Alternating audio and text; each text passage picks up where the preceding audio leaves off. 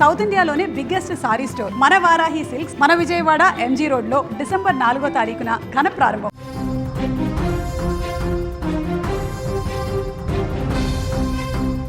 ప్రపంచం మొత్తం చీకొడుతున్న బుద్ధి మార్చుకొని పాకిస్తాన్కు ఇప్పుడు సొంత మిత్రదేశమే కోలుకోలేని షాక్ ఇచ్చింది. ఉగ్రవాదుల దేశంగా ఇప్పటికే ముద్ర వేయించుకున్న పాకిస్తాన్ ఇప్పుడు బిచ్చగాళ్ళు నేరగాల దేశంగా మారిపోయింది. పాకిస్తానీయులు తమ దేశానికి రావద్దంటూ ఓ ముస్లిం దేశమే బహిరంగంగా ప్రకటించడం ఇప్పుడు అంతర్జాతీయంగా చర్చనీయాంశమైంది. కష్టకాలంలో ఆదుకుంటుంది అనుకున్న మిత్రదేశం యునైటెడ్ అరబ్ ఎమిరేట్స్ పాక్ ముఖం మీదే తలుపేసేసింది. పాకిస్తానీయులకు వీసాలు జారీ చేసేది లేదంటూ తేల్చి చెప్పేసింది. కేవలం వీసాలు ఆపడమే కాదు, ఆ దేశం చెప్పిన కారణాలు వింటే పాకిస్తాన్ పరువు గంగలో కలిసినట్లే అనిపిస్తోంది. కేవలం దౌత్యవేత్తలకు తప్ప సామాన్య పాకిస్తానీలను ఇకపై యుఏఈలోకి ఎంట్రీ ఇచ్చేది లేదంటూ కూడా ఆంక్షలు విధించింది. దీనికి కారణం పాకిస్తానీయుల ప్రవర్తనే. బతుకు తెరువు కోసం యుఏఈ వెళ్తున్న పాకిస్తానీలు అక్కడ ఉద్యోగాలు చేయడం మానేసి బిచ్చమెత్తుకుంటున్నారట. మరికొందరు దొంగతనాలు నేరాలలో పాల్గొంటూ యుఏఈ భద్రతకే ముప్పు తెస్తున్నారట. ఈ విషయాన్ని స్వయంగా పాకిస్తాన్ సెనెట్ కమిటీలోనే చర్చించారు. మా వాళ్ళు అక్కడ నేరాలు చేస్తున్నారు, అందుకే మనల్ని రానివ్వడం లేదు అని పాక్ సెనెట్ మానవ హక్కుల కమిటీ అధిపతి సమీనా ముంతాజ్ జహ్రీ సిగ్గుపడుతూ ఒప్పుకున్నారు. దీంతో పాకిస్తానే కాదు, పాకిస్తానీయులపైన కూడా తీవ్రమైనటువంటి విమర్శలు వ్యక్తమవుతున్నాయి. ఇప్పటికే ఆర్థిక సంక్షోభంలో కూరుకుపోయినటువంటి పాకిస్తాన్కు ఇది మామూలు దెబ్బ కాదు. సౌదీ అరేబియా, యుఏఈ లాంటి దేశాలు పాక్ పాస్పోర్ట్ను బ్యాన్ చేస్తే ఆ దేశాన్ని ఇక ఎవరు కాపాడలేరు. ఒక పక్క తమ పరువు కాపాడుకోవడానికి పాక్ అధికారులు యుఏఈ కాళ్ళవేళ్ల పడుతుంటే, మరోపక్క ఆన్లైన్ వీసాలు సంస్కరణలంటూ యుఏఈ తమ పట్టు బిగిస్తూనే ఉంది.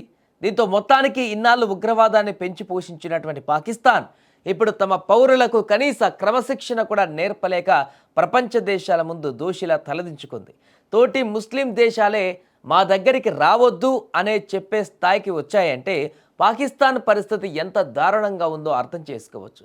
ఇంకా భవిష్యత్తులో పాకిస్తాన్ పరిస్థితి ఏ రకంగా మారబోతుందో కూడా ఊహించుకోవచ్చు. ఒకవైపు ఆఫ్ఘనిస్తాన్ దూరం అయిపోయింది, సౌదీ అరేబియా కూడా పట్టించుకునే పరిస్థితి లేదు. యుఏఈ కూడా ఇప్పుడు ముఖం మీదే అసలు మా దగ్గరికి రాకూడదు మీరెవరని చెప్పేసి చెప్పినటువంటి పరిస్థితి ఉందంటే పాకిస్తాన్ దేశం, పాకిస్తాన్లో ఉండేటువంటి వ్యక్తులు ఏ రకమైనటువంటి మెంటాలిటీతో రోజు రోజుకి దిగజారిపోతున్నారో అర్థం చేసుకోవచ్చు. ఇంతకంటే దరిద్రం ఇంకేది ఉండదు అనేటువంటి విషయంగా మనం స్పష్టంగా చెప్పుకోవచ్చు పాకిస్తాన్ గురించి తాజాగా యుఏఈ తీసుకున్నటువంటి నిర్ణయంతో. ఎందుకంటే ఇవన్నీ కూడా మతపరమైనటువంటి కొన్ని ఇస్లామిక్ కంట్రీస్ అన్నీ కూడా ఇలాంటి ఇబ్బందులున్నా కూడా ఆ యొక్క అండర్స్టాండింగ్ తోటి ముందడుగు వేసేటువంటి పరిస్థితులు ఉంటాయి.